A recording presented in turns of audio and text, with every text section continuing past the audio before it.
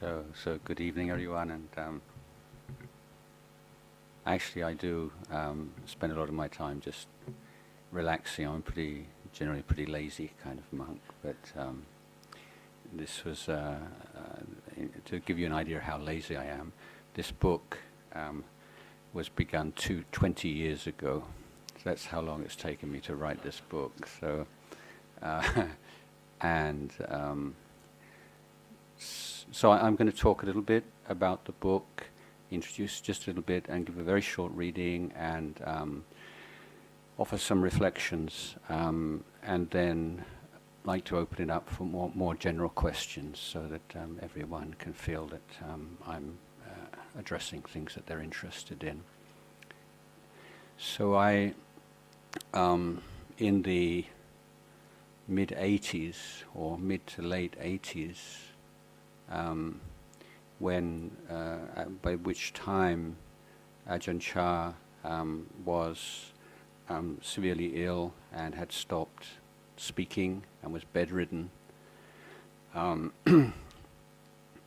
There was a kind of a split, not a serious schism as it were, but a difference of opinion amongst the senior monks, disciples.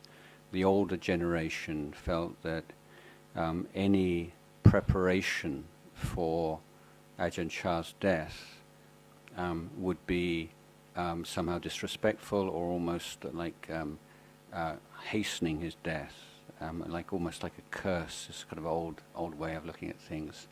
But the other group, led by Luang Por Liam, who you will know, said no. This is when he dies.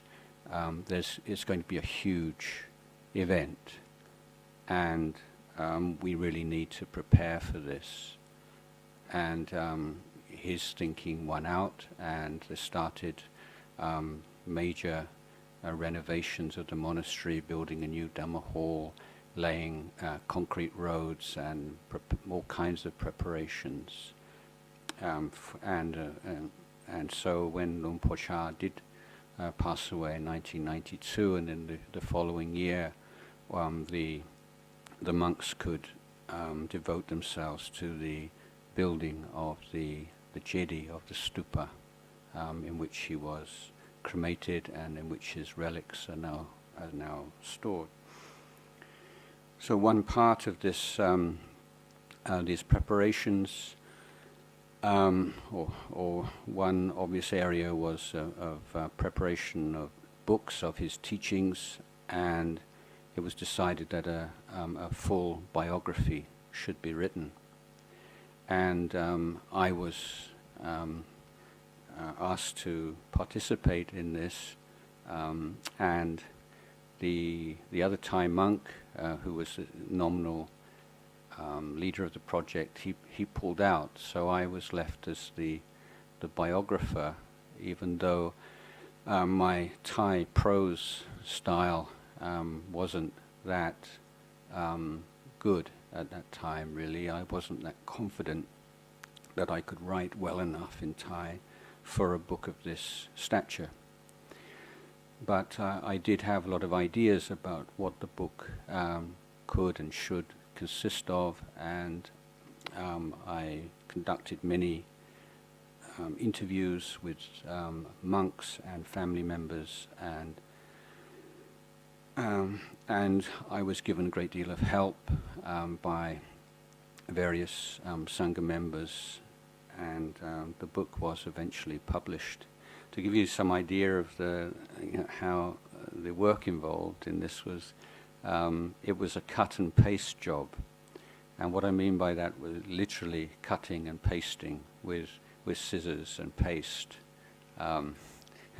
So typing something out and then Xeroxing it, so like 4 and 5, and then cutting paragraphs and rearranging them. And so it was very time consuming and big project. So finally it was completed, and I said, never again.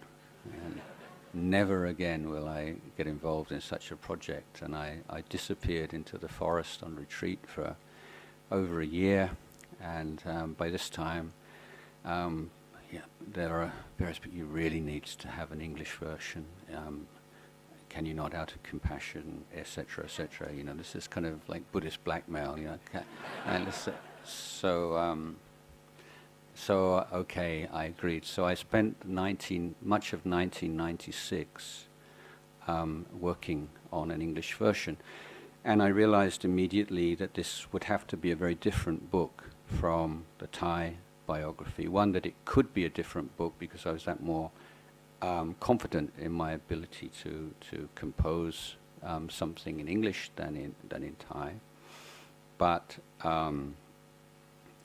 also that I realized it would need far more context, background, in terms of Buddhist history, Thai Buddhist monastic history, Thai culture, Northeast Thai culture, monastic culture.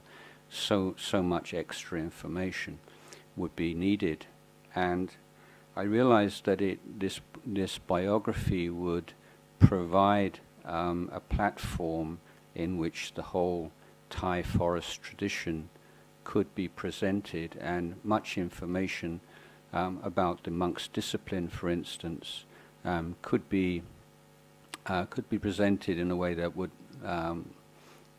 otherwise be intimidating, or only the kind of things that would only be found in academic books. As you know, most Buddhists either read like meditation manual kind of books or the very academic kind of books, but it seemed to me that a biography of Ajahn Chah could combine these two.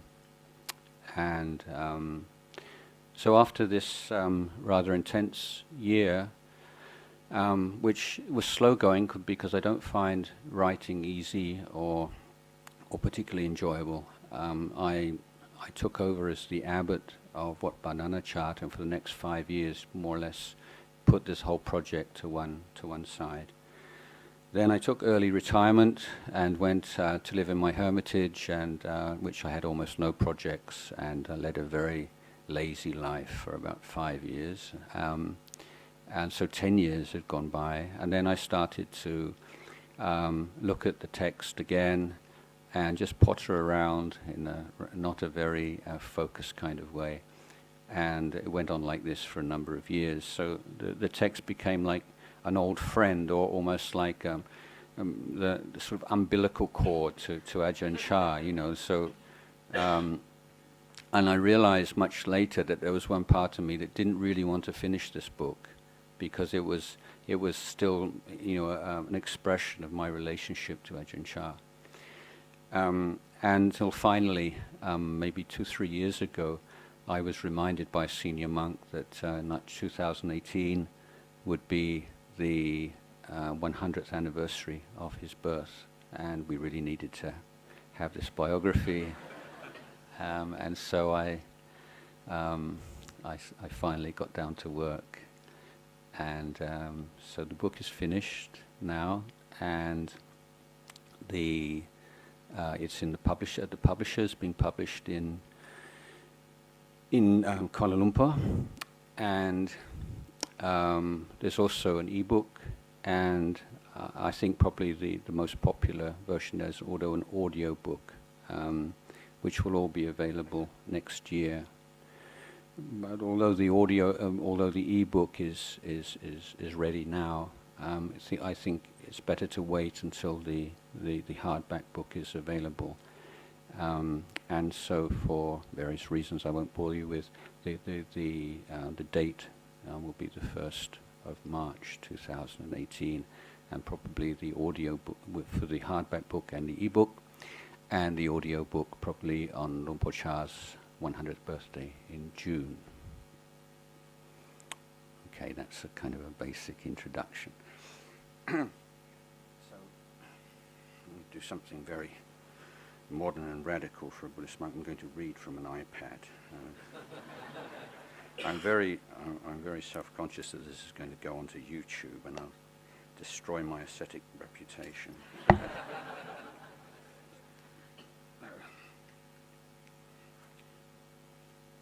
So I start the book with Ajahn Chah's funeral and his death and his funeral. And then there's we go back to his birth and his early life, and then we see his in his late 30s, his movement to establish a monastery in Ubon near his home village, and then from there the book, for which is quite a lot of includes a lot of stories and narrative, becomes much more of an analysis of his teaching and how he taught monks, how he taught nuns, how he taught Westerners, how he taught lay people, and so going through each group and in some detail. So just to give you a warning, this book is 840 pages long, so it's plenty for you to get stuck into. So I'm actually not going to read very much of it to you today, but I'm going to read, maybe I'll read the first couple of pages, how about that, and then the last page, which is the most personal page in the book. This one.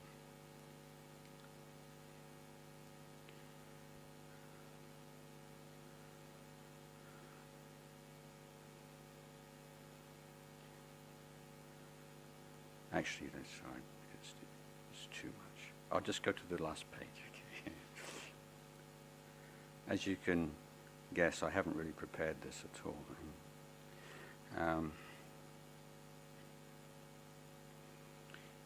Just a minute. I need to figure out.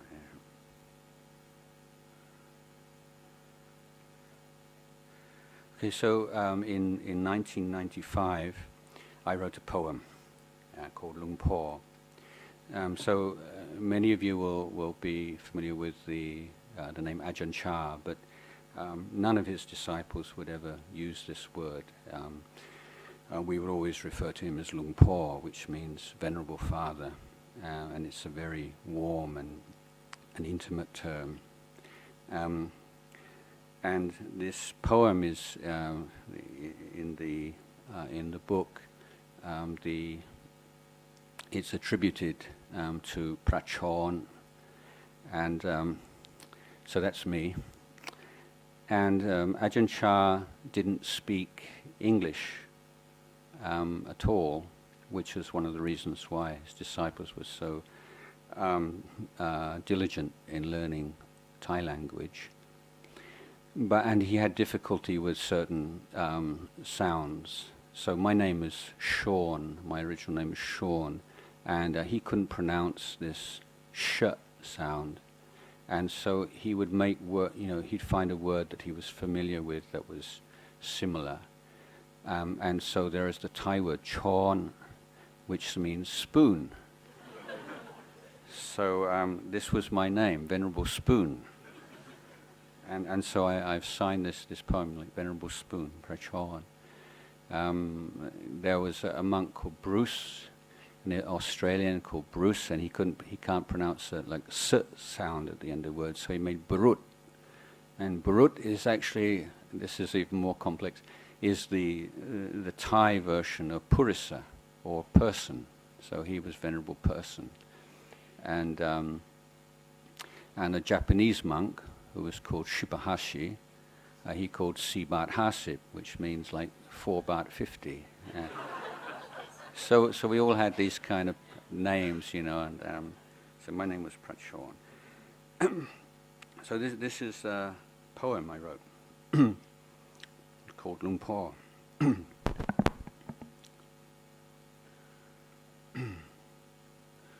Luang Por, you were a fountain of cool stream water in the square of a dusty town, and you were the source of that stream on a high, unseen peak. You were, Luang Por, that mountain itself, unmoved but variously seen. Luang Por, you were never one person, and you were always the same. You were the child laughing at the emperor's new clothes and ours. You were a demand to be awake, the mirror of our faults, ruthlessly kind. Luang Por, you were the essence of our texts, the leader of our practice, the proof of its results. You were a blazing bonfire on a windy, bone-chilled night. How we miss you.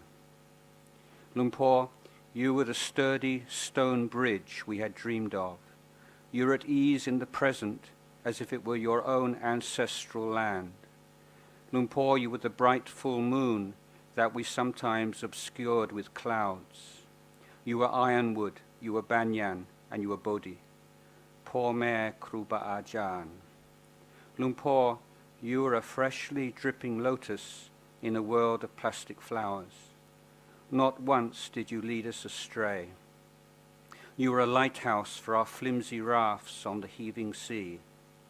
Lumpur, you are beyond my words of praise and all description. Humbly, I place my head beneath your feet. So that's the poem. Okay.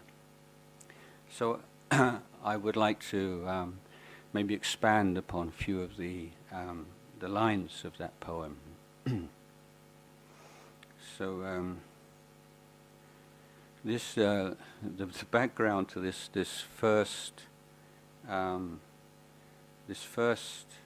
phrase or first sentence was as a layman, after spending a lot of time in India, hitchhiked back from India to England, and I decided before into Europe to stop off in Greece, and there was an island quite close to the main road where I thought I'd go on retreat, and I had just enough money to get across on the ferry to this island, and I was walking across the island and ended up sleeping under a tree, and woke up and started walking over the ridge, this mountain, and down to the southern beaches where I was planning to stay. And it was very, very hot, and I was very, very dry, and I hadn't had a drink since the previous day. And I came to this small village, and there was a cistern and this stream water coming out of a tap in the middle of the town, the village square. And I remember just running towards this water and just putting my head under the tap and drinking from this cool, pure water from the mountains, and thinking that was the most delicious drink I'd ever had in my life. And so this stayed with me, and meeting Ajahn Chah, this sense of that cool, refreshing drink after being parched and thirsty for a long time. So you were a fountain of cool stream water in the square of a dusty town. But not only that, and you were the source of that stream on a high, unseen peak. So when you meet a teacher like Ajahn Chah, it's there is this immediate response and a sense of joy, and at the same time this sense of this is someone who is so mysterious in a way, so unfathomable, is more than you can grasp. So it's not just a drink, but there's a sense of it's coming from somewhere that's high and mysterious and as yet inaccessible to you. And then you were, Lumpur, that mountain itself, unmoved but variously seen. And so everyone had their own Ajahn Chah.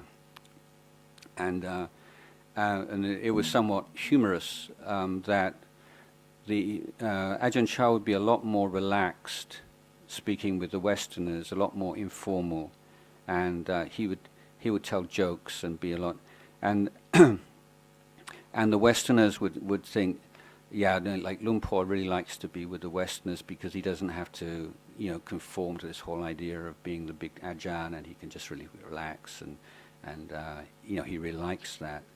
And so the Western conceit was, we saw a side of Ajahn Chah that was that the Thai monks never really saw, and we felt kind of proud about that. Whereas the Thai monks, they felt their Ajahn Chah was like the real Ajahn Chah, and like the Westerners, they're so craving this like individual attention, and you have to really sort of butter them up a bit, make them laugh a bit, and just sort of make a fuss of them. Otherwise, they can't handle this this life. And so this is like Luang Por's great compassion that he speaks with them like this because this is a way into the life for them, and they need that kind of emotional warmth and support in a way that the Thai monks don't expect or need. So this is a very, perhaps a caricature, but this idea of how everyone had a different idea of Ajahn Chah, and some of the monks who were with him in the very early days when he was extremely tough, and all the atmosphere at Wat Pah Pong, I think you could almost call macho. It was super hardcore, and if you were sick, there's no way that you go to the hospital. That's the last thing. You just sit and you deal with it, and the most you get is some herbs in some borapet or something like this, and that changed, and there are different views for this. So one view amongst a few of the old monks is like Ajahn Chah just got soft, like. Those were the good old days, the golden days, and it was so tough, you young blokes, you don't know what it's like when we had it really tough. That kind of. Whereas my view, right or wrong, is that Ajahn Chah was someone who was constantly learning from his experiences. He didn't have like a fixed way of doing things. This is the Ajahn Chah style. And he found that super tough, macho kind of approach is rather elitist, in the sense that there are very few people who can hack it for very long. He could, for sure, but he didn't. As a sustainable training for his disciples, I think he found he needed to loosen it up just a little bit. I mean, it's still pretty austere by most standards, but compared with the very earliest years, it was somewhat easier. So this view of Ajahn Chah as someone who had this, incredibly pure and strong practice, but sort of went a bit soft as he got older, or someone who was constantly flexible and learning from what worked and not attaching to any sort of fixed idea of how it should be. These are again different ideas about Ajahn Chah, and there's so many of these, and some, he was so fierce, and some people, and for many of the, like Luang Por Sumedho for someone, I never saw that side of him, he would say. And some people respond to that and expect it and see it. So I like fierce teachers myself, because I'm not fierce, I'm the opposite of fierce, but I really do like, and so I remember and cherish the times when he was fierce with me. I'm the personality that really responds to that. So we all have this different views. So in the poem I say, I actually have to put my glasses on. You were, Luang Por, that mountain itself, unmoved but variously seen. Just as a mountain can be seen through the clouds and through the mist and a bright day, and you can look up, straight up, or you can, have various ways of looking at a mountain, but it's the same mountain, whatever the season and whatever the atmospheric conditions. Luang Por, you were never one person, you were always the same.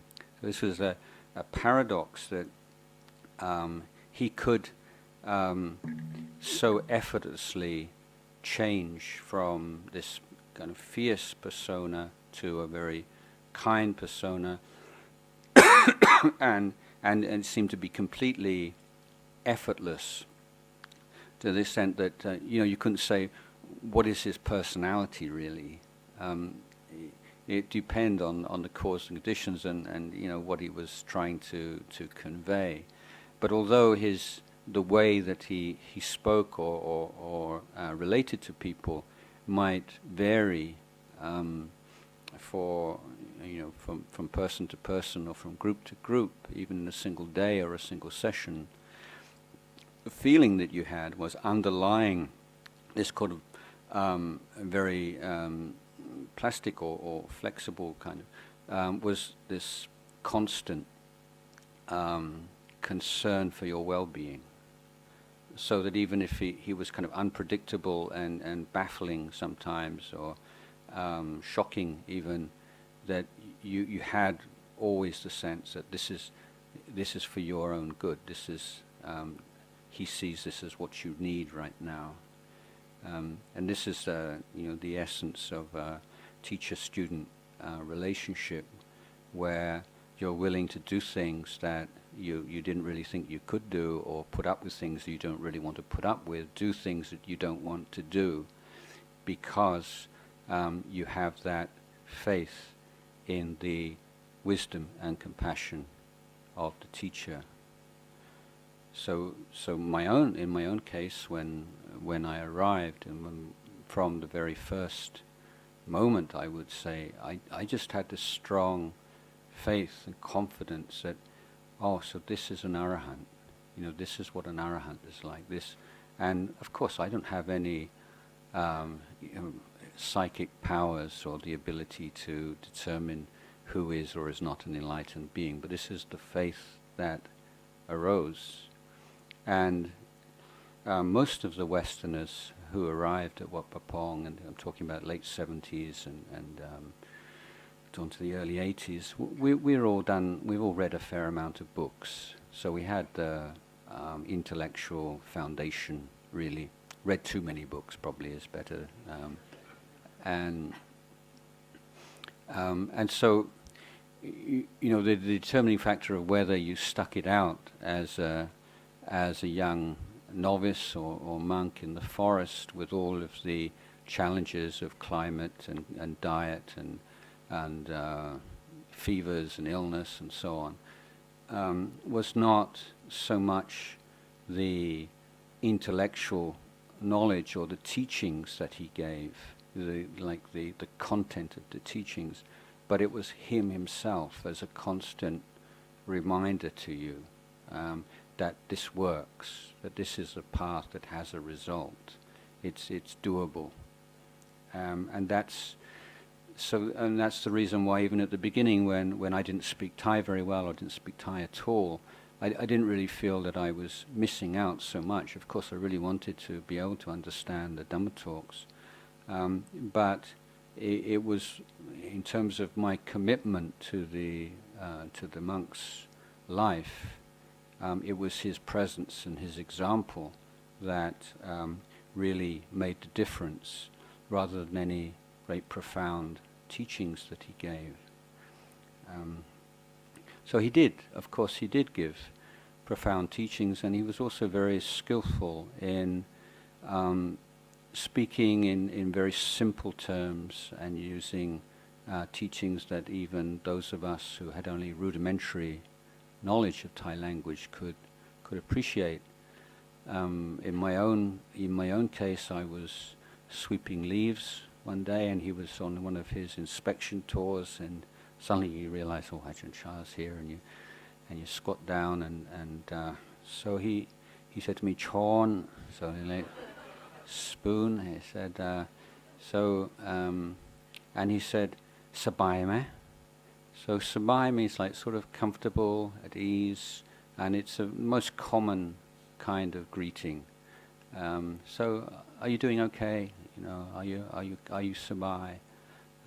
So I hold my hands. I said sabai krap. So it's very, very polite, And then he said, "Sabai di mai?"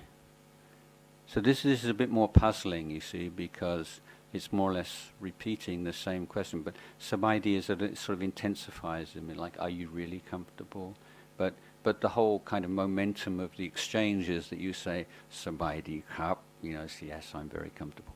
And then his whole face, his whole demeanor just changes, like the like the moon goes behind a cloud or something, or the sun goes behind, and he's just "Sabai di mai di." It's like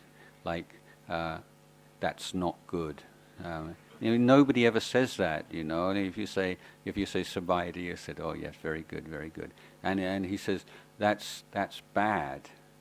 So this is really not what you say in this kind of conversation, and then he walks off, and you think, what was all that about? No idea, and you think you've done something wrong, but you're not quite sure what, And so walking up and down, sabai di, mai di, and so you don't need a big vocabulary. Okay, this is like sort of basic nursery school type. But so my conclusion was that when you first enter a monastery, you've got so many defilements, and if you're really practicing, you should be going against the stream of defilements. This is the whole thrust of the way of life is to illuminate the defilements by going against them. It's one of the most basic principles of monastic life. And that being the case, you shouldn't be too comfortable. If you are comfortable, it means you're not doing the work. You're taking it too easy. So this is the teaching that I got, and so I can remember it as if it was yesterday, and so it's stuck in my mind. And but this was the thing with Ajahn Chah. Every single thing he ever said to you remember. I can remember feeling so proud one day. I mean, just beaming, because he corrected my pronunciation of a word. There's this sense of connection, that he cares enough to even on that level. So and this is not peculiar to me. I think almost everyone has the same experience. So, and there was one occasion when Ajahn Sumedho came to visit, and Luang Por gave a wonderful talk. And by this time, I've been there about a year, so I could understand reasonably well. And the gist of the talk was that the world is just the way it is. It's not good or it's not bad. It's just like this. But we make problems because of our expectations and our desires and our fears, and because we want it to be a certain way. But we realize it's this way because the causes and conditions are like this. It's basically it's perfect. In other words, it's just not in the sense it's the best of all possible, but it's the only thing that could, given all the causes and conditions that are prevailing at this moment, this is the only and natural result of them. So this is, as I remember, the gist of the talk. So at the end we go up, and a few of us would go up, and it's time for him to rest. And so this was a very cold December night, and so if you're really lucky, you got the chance to put his socks on. This is so I put his socks on inside out, and he said, "Chon, you put my socks on inside out." And I said, "It's perfect, just like that." And he smiled at me. He said, "You listened to the talk tonight." He said, so this is the kind of thing that a young Westerner would say, that a Thai would just would die rather than be so forward and impudent. But Luang Por saw the funny side of it. Anyway, carrying on. So you were the child laughing at the emperor's new clothes and ours. So I think you're probably all familiar with this Hans Christian Andersen fairy tale with the king who, wants the very, very refined cloth and more rich, and eventually he gets cheated by this guy who tells him this is the most refined cloth, and actually it's nothing at all.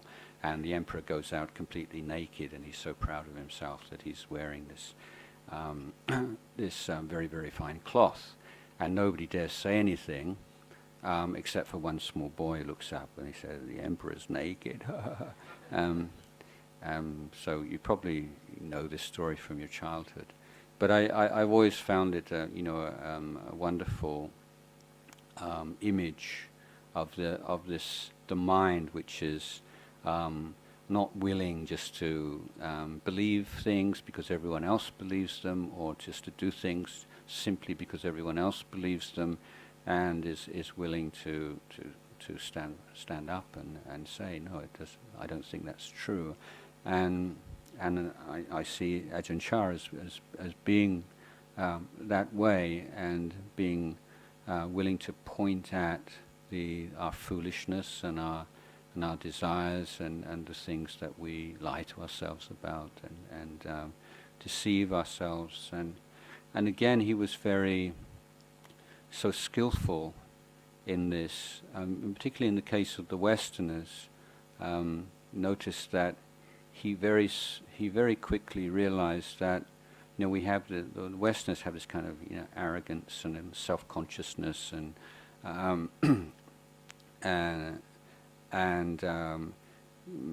very often very difficult to receive admonition, often through past experiences, or carrying memories of past experiences of being told off, or told that you're bad or hopeless or something like this. And Ajahn Chah found very, very soon that if you could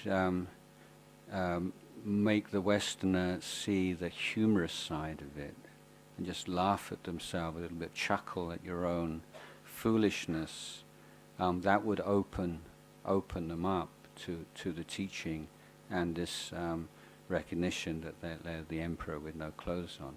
So that ability to really pitch the teaching in a way that was appropriate to the student, and particularly appropriate to the defenses. And there's one part of us that desires liberation and craves for truth, but it's often coexists with an equally strong desire or to turn away from and distract oneself from the truth of things. And in meditation, we would come across this very recalcitrant, very, very deeply embedded defilements. And you think sometimes you can become discouraged, trying all these skillful means, and still, I just don't seem to be getting anywhere with this. And I think that often the cause is that we're overlooking the fact that there's one part of us that really cherishes that defilement. We want that defilement to be there. So there's one part of your mind that wants to be free of it, and there's the other part of your mind that doesn't want to be free of it at all. I'll give an example is anger. Very simple. So anger is a really bad thing, and it's a defilement, and so on. So you can be very pious about anger. But anger, there's a charm to anger. There's something about anger that's really desirable. And particularly if you're in a position of powerlessness. So it's particularly attractive. So the powerless group in society have for thousands of years been women. Okay, so if you're a woman, you say something, and men don't pay much attention at all, or just rather overlook or play it down or ignore it altogether. So if you're a woman and you want to be heard, what's the best way to be heard? Get angry. Yeah. Because once you're angry, people stop and listen. And this is the charm of anger. This is the bait. This is the hook. When you're angry, you feel powerful, and people treat you with respect, and people listen to you in a way that they wouldn't listen to you otherwise. And that's a drug. It's intoxicating. So in the defilements, you have this kind of intoxicating factor. It's the hook that holds us on.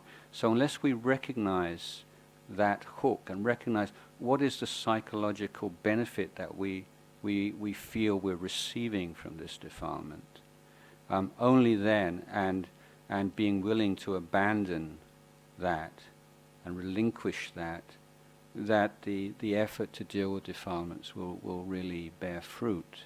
But often there's this inner conflict between, like a tug of war, that maybe we're not so conscious of. But you can be sure that if there's any defilement in your mind that you've been working with for years and you just don't seem to be making much progress, it's basically because an important part of you really wants that to be there. You're not yet ready to let go of it. You fear it. And I think the unenlightened mind is always of the view something is better than nothing. Okay? So something, whatever it is better than nothing. So this is why you have you have doctors who smoke, or you have people in other areas of life very intelligent, but they caught up in very foolish activities, and it's not that they're blind to the drawbacks and the suffering inherent in that habit, but they say, it's an imperfect and flawed kind of happiness for sure, but it's better than nothing.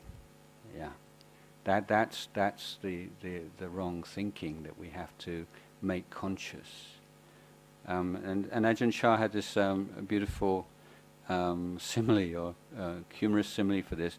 He says it's like someone carrying this big rock on their back, and then, oh dear, it's so heavy, it's so, such a miserable existence, carrying this big rock around on my back all the time, and what can I do? And so the teacher says, well, put it down. He said, well, I couldn't do that. So why not? Well, I wouldn't have anything to carry around anymore. Yeah, so when it's put in those terms, it is humorous. But look at the psychology of that, the sense that we have of these things that are like a burden on our back. And we recognize that this is really causing us a lot of pain. But yet we can't do that very simple thing of just putting it down because we're afraid of the alternative. We're afraid that there'll be nothing in return. And we'd rather the devil we know than the devil we don't. So these are the kinds of things that we need to be really looking at in practice. These kinds of attachments and fears, the fear of letting go. This is a really big one, isn't it? Fear of pain, fear of suffering, fear of letting go, fear of having nothing. And with this, in this particular point, the fear of letting go, this is why it's so stressed that the first level of practice, or the path, the door into Buddhism, is the development of generosity and giving. Because when you give with a pure heart, meaning that you don't desire any kind of reward, whether it's a material reward or some kind of emotional reward, then you are experiencing a small death every time you give. You're something that you have considered to be mine, something that I've earned. It's me. It's mine, and you're making that decision to share one part of that for no no thoughts of self-aggrandizement at all, simply to support something that you find admirable or inspiring, or to reduce the amount of pain and suffering in the world. And when you give, and this is not, and this effect is not determined by how much you give, but when you give, you experience joy, and it's a long-lasting joy. It's what we call a noble treasure. It means that if you've given in that way, 5 years, 10 years, 20 years, 30 years later, when you bring that act of goodness and kindness and generosity to mind, you will feel refreshed. You will feel happy. You'll feel uplifted. And what you're doing right from the on the basic material level, you are proving to yourself, you are creating this perception, this memory in your mind that giving, sharing, letting go is joyful. And so on the path of letting go, you begin on the material level of letting go of your selfishness and your attachment. This is mine. Don't come anyway, this is mine, okay? And you're trying to reduce the power of that. And this is how you develop the first strength. There's this strength of giving and renunciation, which will enable you eventually to let go of your attachment to form and feelings and perceptions and thoughts and emotions and sense consciousness, the five khandhas. So there's always this movement in the Buddhist training from the coarse to the refined. And in this letting go, you begin with the course, the giving and sharing of the material wealth that you possess.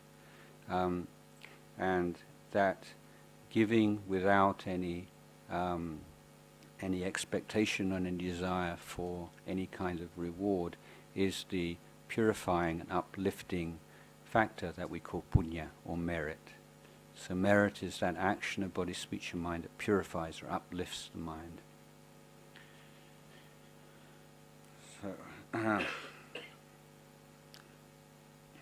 So Lumpur, you were the essence of our texts, the leader of our practice, the proof of its results.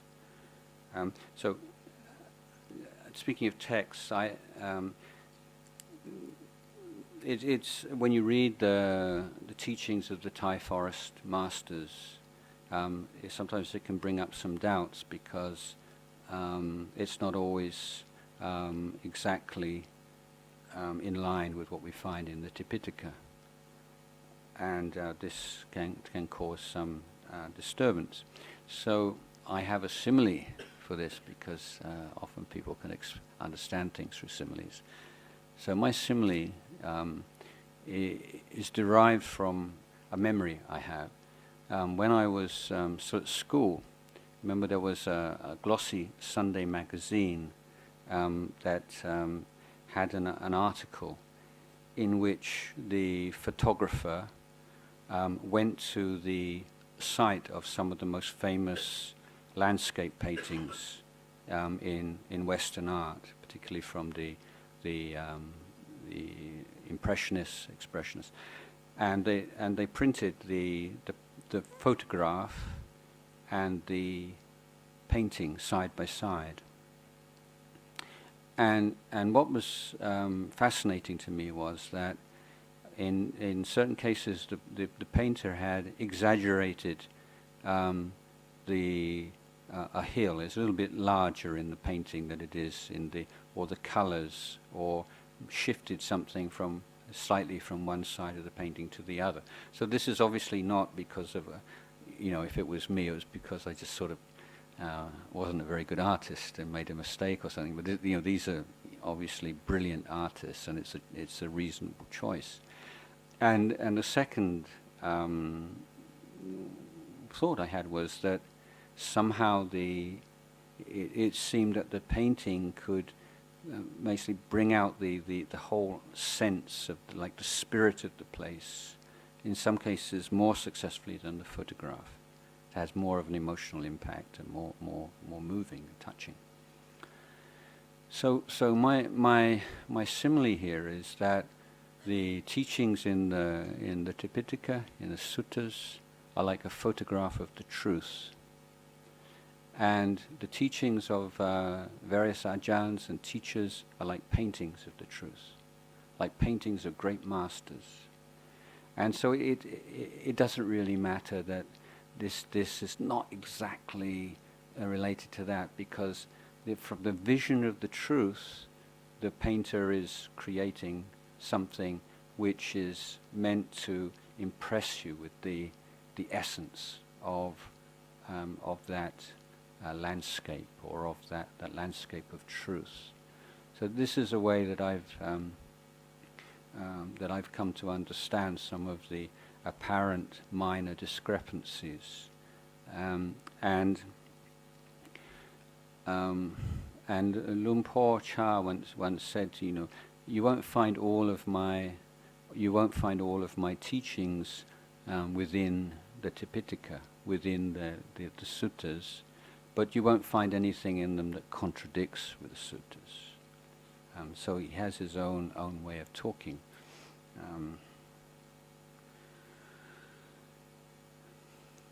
So he's the leader of our practice, and one of the reasons, like when Ajahn Chah was a young monk, he started the monastery in his late 30s, and most of the monks are like in their 20s, and I grew up in England. Your idea of a monk is a kind of like skinny, effete sort of you have the idea, yeah. And then you come to northeast Thailand, and these monks are like this, these muscles like this, they're like peasant farmers, and they're so tough and they're so strong, and there's completely, not at all.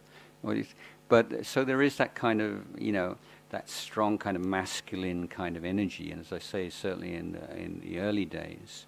And so if you look at Ajahn Chah's Dhamma talks, early days to the monks, you have all this martial imagery, like of, warrior talk, or boxing imagery, some martial arts imagery. So you've got to fight their defilements, and you've got to cut off their heads, and this kind of, and if you're like a young man in your 20s and you've spent your life on a rice farm, this is exactly the kind of inspiration that you want.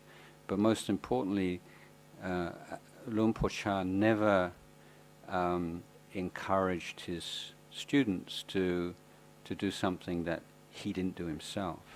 So we'd have every the 8th day of the moon and the 15th day of the moon, half moon and full moon and dark moon. And then everyone was expected to spend the whole night in meditation. No one's allowed to go to rest for the whole night. And Ajahn Chah would be sitting there the whole night in the sala. It wasn't they said, you should do this is good for you, but I'm just going back for rest, I don't need to do this anymore. He was always the leader of the practice, and this is what earned him this incredible loyalty from his students, that he always, not only did he pitch in and do all the difficult things that he was expecting of his students, but he did even more than the monks. So he, and then he would give talks sometimes to 10 o'clock, 11 o'clock, 12 o'clock at night, and still everyone was expected to be there in the sala at 3 o'clock in the morning and for the morning chanting. And if the bell ringer never came on time, he would be the one who rang the bell, because he'd always be there before everybody else. So that's incredibly strengthening and inspiring if you're in that kind of situation. He was the proof of its results, and he said, "You were a blazing bonfire on a windy, bone-chilled night." Yeah, so that's clear, I think. So these are expressions of devotion. You were the sturdy stone bridge we had dreamed of. And this next phrase, "You were as at ease in the present as if it were your own ancestral land. So the image there is, you've got like the lord of the manor, or someone who's, a king, just sort of striding around in his own land, completely at ease and completely his own man, as it were. And I had this felt this is like Ajahn Chah, Luang Por Chah's relationship to the present moment. He's just so totally there in the present moment, and so like settled back into it, and without any sense of effort. I think if you read literature of like elite sports people, and then people writing assessments of what made them so special as a tennis player, as a golfer, or as a footballer, or whatever, and a recurrent observation of someone at the very top of their of their sport is that they seem to have more time than anybody else. So obviously it's clock time, they have exactly the same, but there seemed to be this sense of unhurriedness in their stroke, or in their strike of the ball, or whatever it might be. And I think with Ajahn Chah, there's this sense, he's completely unhurried. He's totally at home in the present moment. And so this is my image of the lord of his ancestral land, just walking around. This is totally at home. Let me see, anything else? You were the bright full moon that we sometimes obscured with clouds. Yeah, so you see, kindness and compassion, you have this short-sighted, kind of grandmotherly kindness. Grandkid wants a cookie, give it to him. But the kindness and compassion of a teacher is much more profound. And one part of it is like a teacher of this stature is willing for the student to be angry with him. He doesn't always want to be liked and loved by his students. He wants the student to grow in the Dhamma. And that might mean doing and saying things that will have a strong negative emotional reaction from the student. And the teacher is willing to bear with that because he sees the long-term value of it. And Ajahn Chah would use the worldly Dhammas as a tool. And again, I give a example from my own. So I really wanted to be one of his attendants, but at the beginning my language wasn't so good, obviously, and very difficult to learn Thai. We didn't have books, and none of the people around me really spoke very good Central Thai. They all spoke dialect, and so I was speaking Lao dialect before I was speaking Central Thai, and so I was with Ajahn Chah, and so a group of lay people came, and he pointed to me. He looks like a Westerner, doesn't he? But he's a Lao. And I just felt so proud, I'm a Lao. I'm sort of like at the inner circle, I'm at the. And so then afterwards, these people left, and he took out his false teeth. And so this would be one of our jobs. You take his false teeth and you clean them with sand, you see. But once he takes out his false teeth, it's almost impossible to understand, So after just praising me to all these people, so I'm just up in the clouds, just so happy, Well, he's only been here such a short time, and he's got the language down, he's all, Lao is brilliant. And then he takes out his teeth and and I can't understand a single word.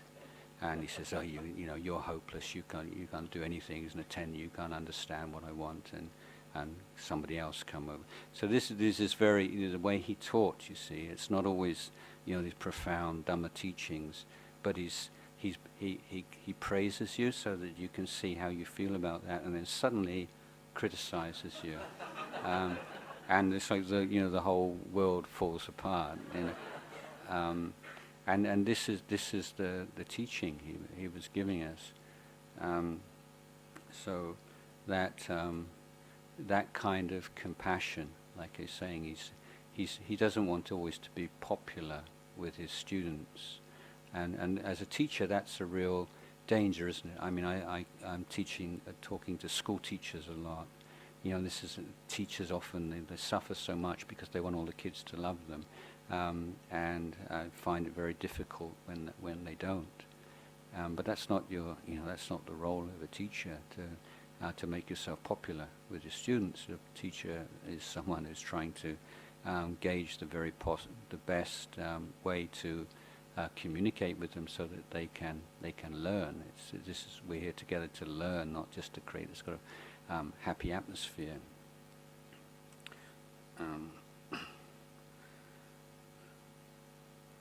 So you were ironwood, you were banyan, and you were bodhi. So these are different types of trees. Obviously, and you know what the ironwood is, very hard and resilient kind of wood, and banyan, as you know, and bodhi tree. So these are all symbols of sort of noble qualities. The next word you probably weren't familiar with is Porme Kruba Ajan. So this is an idiom that we use in northeast Thailand. So Por means father, and Me means mother, Kruba Ajan means teacher.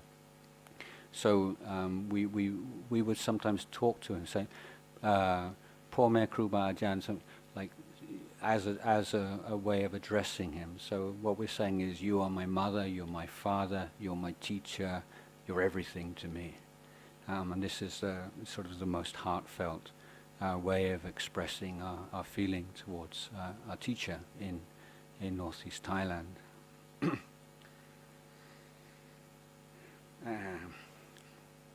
So Lumpur, you were a freshly dripping lotus in a world of plastic flowers.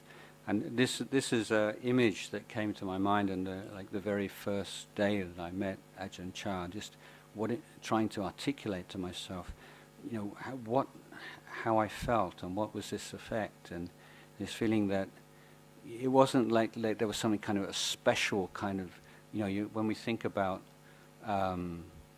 charismatic teachers, often we think like there's a glow, you know, wow, you know, so, but that wasn't necessarily the case. I mean, sometimes you see this glow, and it's often people are loony, basically, you know, some really weird and mentally deranged people are extremely bright and shiny.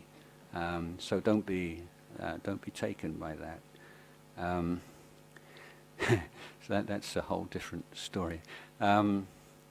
But I felt that it was like another simile I had was, if you'd only ever heard people singing songs out of tune, and then suddenly you heard someone sing with perfect pitch for the first time, and you think, oh, that's what a song's supposed to sound like. And if you'd only ever seen plastic flowers, and you'd never seen a real flower in your life, and then suddenly oh, that's what a flower is, and you realize everything that you've seen before wasn't actually a flower; it was a plastic fabrication. And so this sense of absolute sort of groundedness and naturalness and earthiness, basically normality, in the sense that everyone else is basically a little bit off key, a little bit abnormal.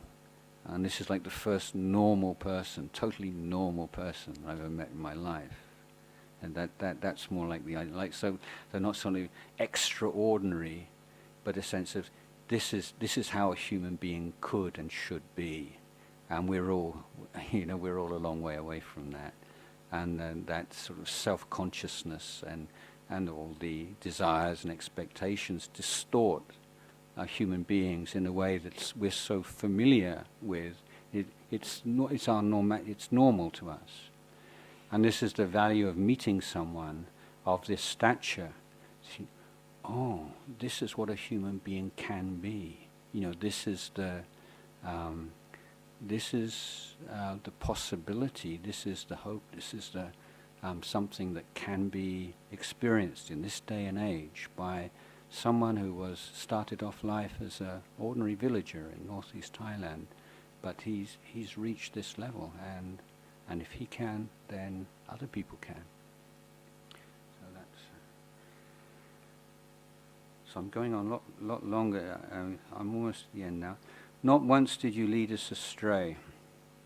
Now this is true. It's absolute. The integrity of Ajahn Chah was legendary, but it's also a reference to a sutta that you may be familiar with. This is the 7 qualities of the good friend. So there are various ways we can talk about what a good friend means, but the good friend at the highest level is the spiritual teacher.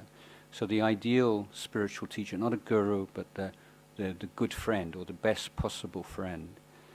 And the qualities of the good friend on this level of one, they inspire love and affection. Devotion is like with Ajahn Chah, he could be talking about anything, absolutely, and you just want to be there, and you don't want to go anywhere else, and you won't go anywhere else until he drives you away, and that sense, you just the feelings of love and affection that someone of that stature, right? This is a sign of a great being, and he inspires respect. And you see the way he lives his life and the way that he comports himself, and this is a sense of respect and admiration. Thirdly, he inspires emulation. So the good friend at this level, he inspires love, affection, devotion, respect, and emulation.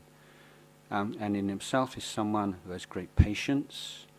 He's patient with his students and the weaknesses and vices and defilements of his students, and the needs of his students, and the responsibilities that he she takes upon themselves.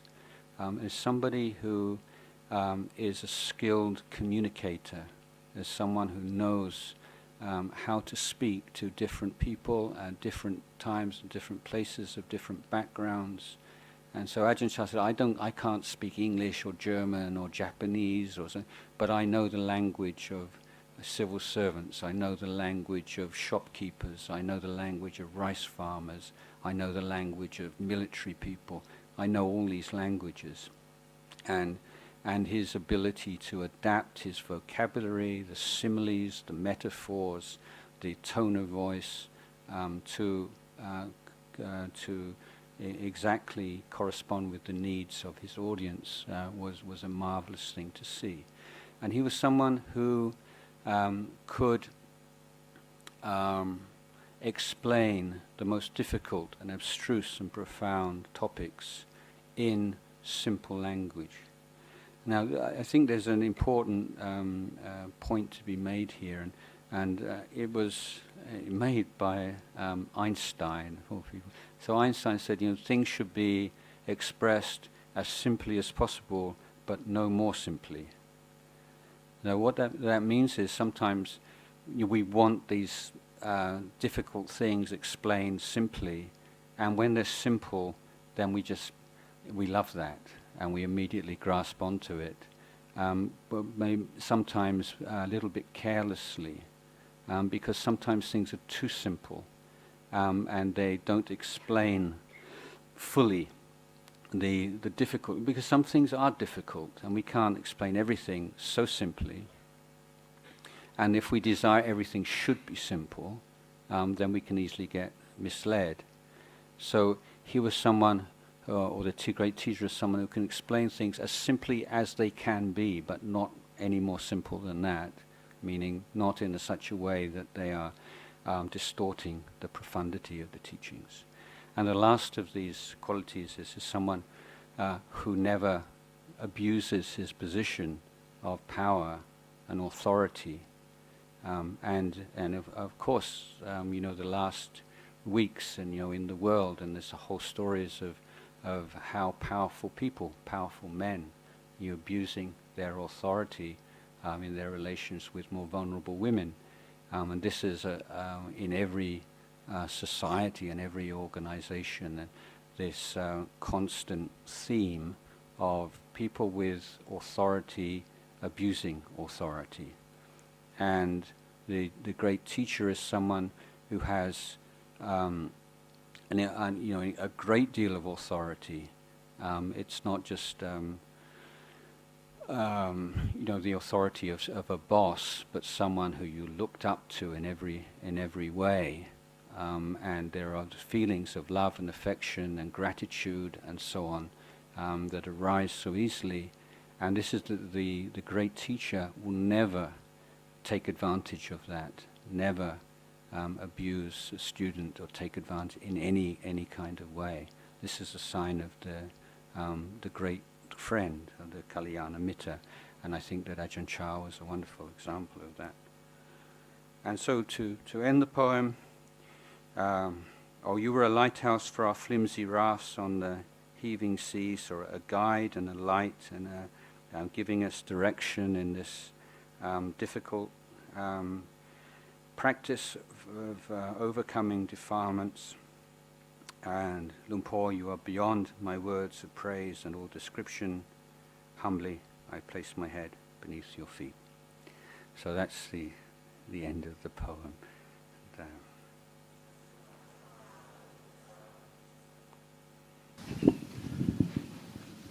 So I'm sorry if I spoke a bit more at length than I planned to. Take questions.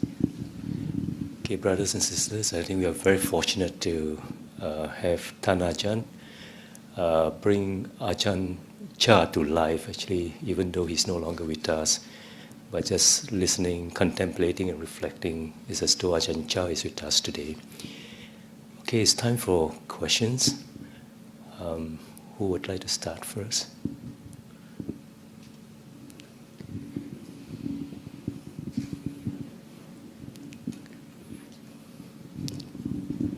Can I? Okay. When you talk about giving,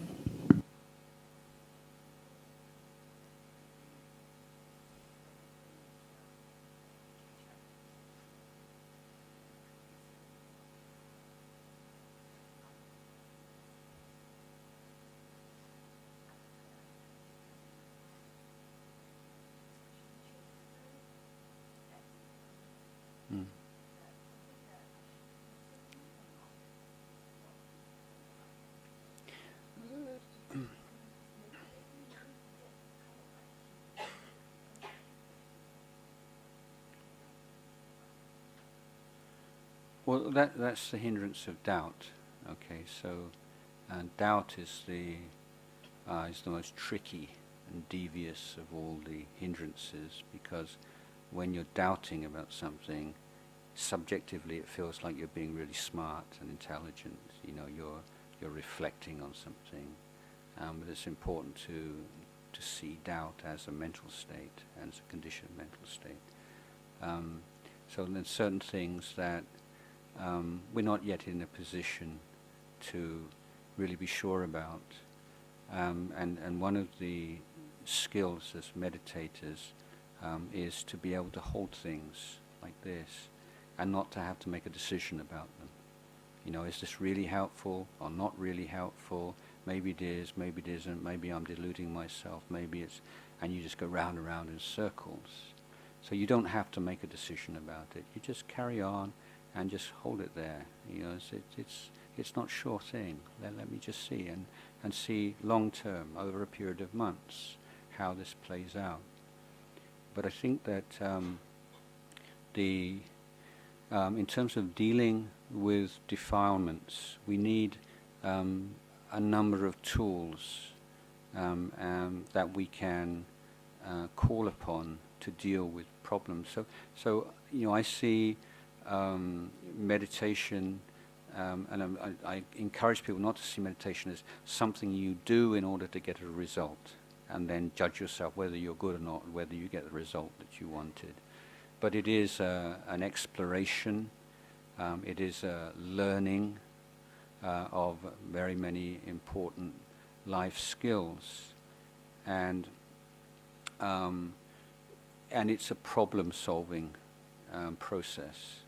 So we can look at meditation as basically more and more refined problems to solve, and sometimes you're back and dealing with coarse problems again. So it's not like Stairway to Heaven, it's more like a game of snakes and ladders, basically. So you have to be prepared for that. But when you when you are having difficulties in practice, if you're getting very depressed or stale, or things just kind of tough going, then being able to draw upon positive emotion is a very effective and powerful way of dealing with hindrances, particularly this sort of sloth, torpor, laziness, depression, lack of confidence. And so one of the meditation techniques, which is often overlooked, is what we call jakanusati. It is the recollection of the good actions that you performed in the past. And you can do this in a systematic way. You can start off to begin with by writing things down, the things that you're most proud of, the things that you say, yeah, whatever I've done in my life, some things not so wise, not so good, but I've done this. This is like solid gold, this is, nobody can take this away from me. This was a really good thing. And then when you think about that, it just brings up so much good feeling. And that's not a defilement, that's a skillful use of the memory of goodness that you performed. And you can cultivate this as a practice. And I recommend this particularly for if you're trying to help elderly people or people at the end of their life who've never meditated before, and you can't expect them to look at their breath or do all these things, it's just too much. But if you can sit there and encourage them to recollect good things they've done in their life, and like a guided meditation, and then the joy that arises in their mind suppresses the hindrances in a way that they could spend hours on their breath and it doesn't work. And individually we can do this, and as I say, you can be systematically write a few down, and then you go through them, just a few, like 1 minute or 2 minutes on each one, and go 1, 2, 3, and then backwards and forwards. Or if there are ones that are particularly powerful, then you can just focus on one until you get that emotion that arises, and then you focus on the emotion itself. So you're using the discursive thinking in order to bring up an emotion and then focus on the emotion. So it's similar to like metta practice. And meditation can be a lot more freestyle than you might think. You can use your imagination, rather than allowing your imagination to wander about here and there. For instance, let's say that today we're going to go, tomorrow morning, I'm going to go and offer food to the Buddha and all the great arahants in a cave.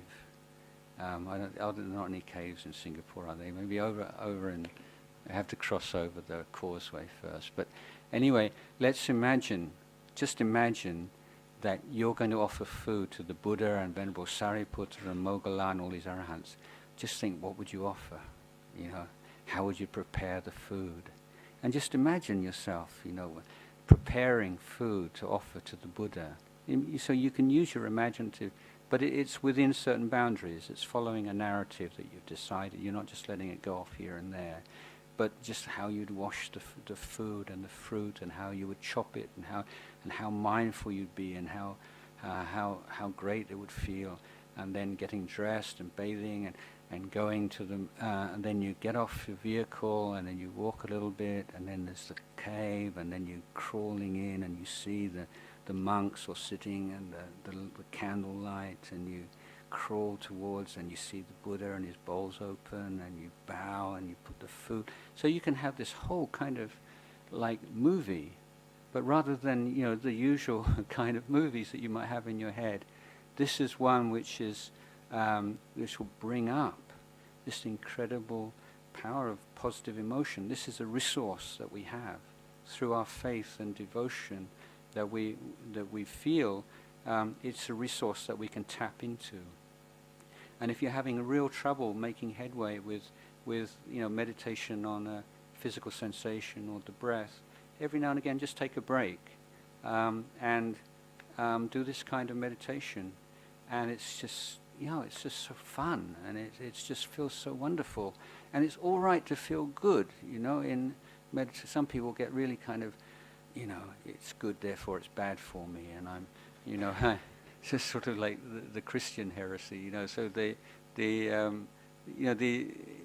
idea is that the Buddha said that there were some Brahmins who were like criticizing the Buddhists, so they're pleasure seekers, some hedonists, I think there was the accusation, and this was reported to the Buddha, and the Buddha says, yeah, that's right, yeah, we enjoy the pleasure of jhana, we enjoy the pleasure of meditation, and that's a pleasure and that's a happiness which has no drawbacks. It's not something that's a cause of suffering.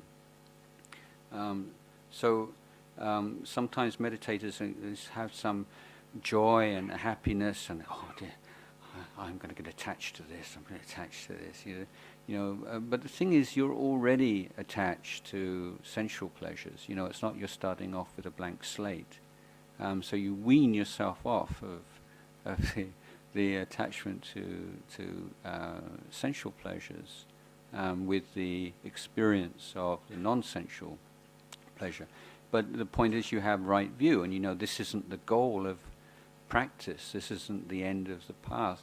But this is, the perks of the path. This is something that we have to go through. If you look at the teachings of the path to samadhi and to liberation, the factor directly preceding samadhi is sukha. So sukha is on the track to samadhi. It doesn't have to be a distraction from it. When it's known for what it is, and it's not taken to be the goal, or now I've got this pleasant feeling, now I can stop practicing. That's the danger. But the sukha itself is fine, and reflecting on goodness and drawing upon this resource of faith and devotion that you have in your heart is a skillful way of suppressing hindrances.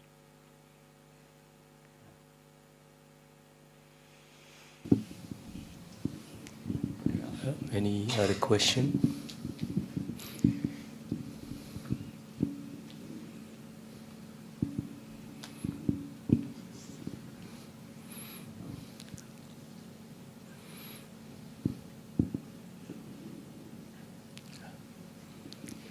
Okay, one final call for the last question so that we can close the session. All right, I think Ajahn, if it is okay, we'll close the session, and thank you very much again. And I think just a reminder that the book that Ajahn spoke about so much is only a segment of that's being read tonight. And as Ajahn said, there's 800 over pages. So from cover to cover, I'm sure you'll find lots and lots of wisdom that can be gleaned from the book. Probably many of you know that Ajahn is not just a good teacher, but a very good communicator as well. He has been writing handwritten notes, Dhamma bites, if you like. And I would like to believe that many of these notes are now collector's items because it is in Ajah's own handwriting. And it's not only in English, I understand that it's also in the Thai script. So I think Ajahn is probably the only teacher that I know that has written things down in handwritten form and preserve it that way. So those of you who are fortunate to go to the Facebook page of some of the organization that post this,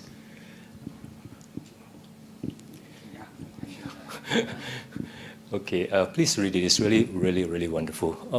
Okay, you want to say something? Which? What's the meaning of the title of the book? Okay, one of Ajahn Chah's most famous teachings is of still water flowing. So this is derived from that. And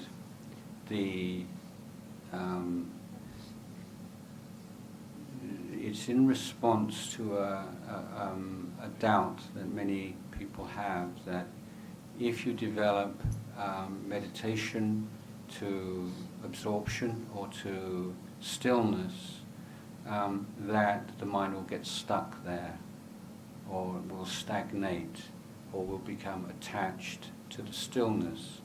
And people are concerned, always been concerned, well, when you have been able to reach this sense of stillness, what do you do next, or how do you go from there?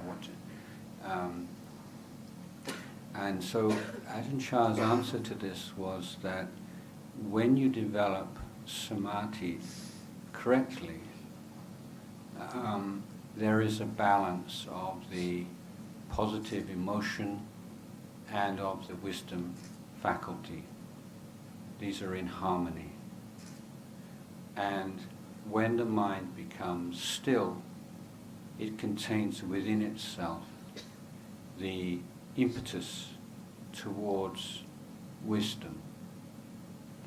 And to explain this, he gave a simile. He said, so it's such a difficult idea that it is a paradoxical image. So he said, have you ever seen still water? So he said, yes, we've seen still water. Have you ever seen running water? Yes, we have. Have you ever seen still running water? Okay. So, well, I don't know. But so this is the idea. It's a phenomena which simultaneously is both still and flowing. So there is the stillness and the clarity and the stability of samadhi and the sharpness and insight of wisdom together. Another simile to express the same kind of idea was given by one of Ajahn Chah's contemporaries, Ajahn Buddhadasa, where he said it's like a knife. So for a knife to cut well, you need two elements. One is the sharpness of the blade, which is like wisdom, and the other is the weight of the knife, which is like samadhi. So if you have a sharp blade but no weight, it doesn't cut very, very deeply. If you have the weight and a blunt blade, it hardly cuts at all. So you need this balance. And this is one of the key teachings of Thai forest tradition, that we shouldn't make too much of a separation of ideas of samatha and vipassana, but we're developing a practice in which there is a balance of the samatha, or the positive emotions that support wisdom, and the wisdom faculty itself. At certain levels, at certain stages of practice, either one or the other will be prominent. And sometimes the stillness and the mindfulness and the joy, the clarity, and so on, all the samatha elements will be to the fore, and the wisdom element will be supportive. And other times the wisdom element will be to the fore, and the emotional elements will be supportive, but that it can never be completely separated. So that's like still water flowing. So I felt that Ajahn Chah's life was one where he had this grounded in stillness and this solid, imperturbable mind, and yet he was active. He was teaching. He was helping others. But even so, with all that action, he didn't mean that he ever left that stillness. That stillness informed his every action, and so the title of the book is Stillness Flowing.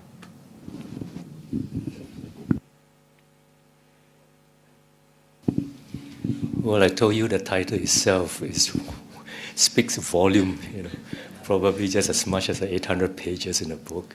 So what was our Chinese translation? We asked a Chinese expert here. Go ahead. Well, the truth of the matter is that there are many, many versions, and the translators are still in discussion as to what is the most appropriate. So I think. What's your choice?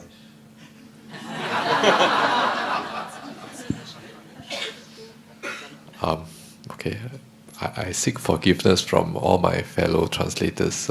Personally, I would go for 静止流动. Okay, so what do you think? That may not be the final choice. Yes, we're having a meeting with the translation group. So we have a group of, how many people now? 16 people helping to work on the Chinese translation. And there's also a Thai and a Portuguese translation underway. So I hope that it will be in a number of different languages in the next few years. Yeah. Prajan, there are actually 2 rooms of people who are here, and some of the translators are actually in the midst as well. Never mind.